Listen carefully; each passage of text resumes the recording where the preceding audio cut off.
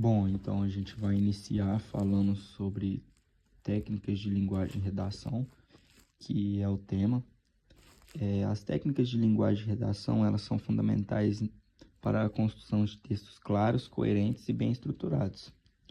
Então, nesse mapa mental que foi elaborado, ele está dividido em partes que falam sobre os sinais de pontuação, concordância, regência e acentuação.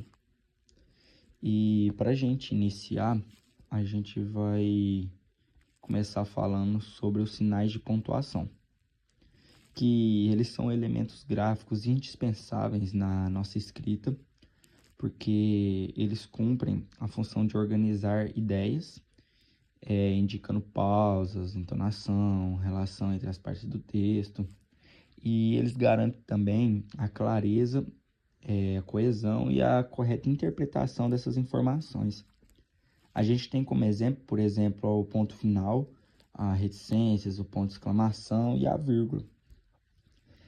Já em questão da concordância, a gente pode falar que a concordância ela refere-se à relação de harmonia entre os elementos da oração, sendo classificado em dois tipos, que é a concordância verbal, que ela consiste na adequação do verbo ao sujeito da oração, respeitando os critérios de número. Pode ser ele singular ou plural. E pessoa, que é a primeira pessoa, segunda e terceira.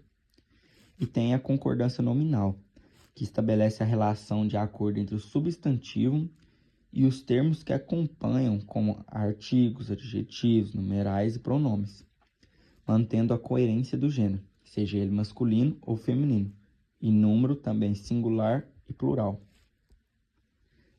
Na questão da regência, ela, por sua vez, ela estuda a dependência entre os termos das orações, observando se há necessidade de preposições para estabelecer essa conexão.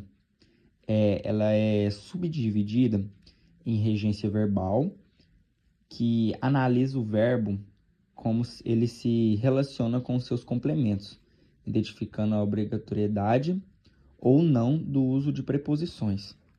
Já a regência nominal, ela investiga a relação entre nomes, substantivos, adjetivos ou advérbios, e seus complementos, geralmente mediada pelo uso de preposições específicas. Agora, em questão da acentuação, a acentuação ela trata da aplicação de sinais gráficos, no caso, acentos, que indicam a sílaba tônica das palavras, além de auxiliar na diferenciação de timbres vocálicos e na correta pronúncia.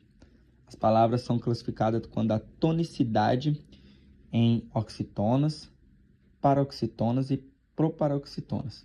As oxítonas elas são quando a última sílaba é a mais forte. Já as paroxítonas elas são quando a penúltima sílaba é pronunciada com mais intensidade. E as proparoxítonas são quando a antepenúltima sílaba é a sílaba tônica.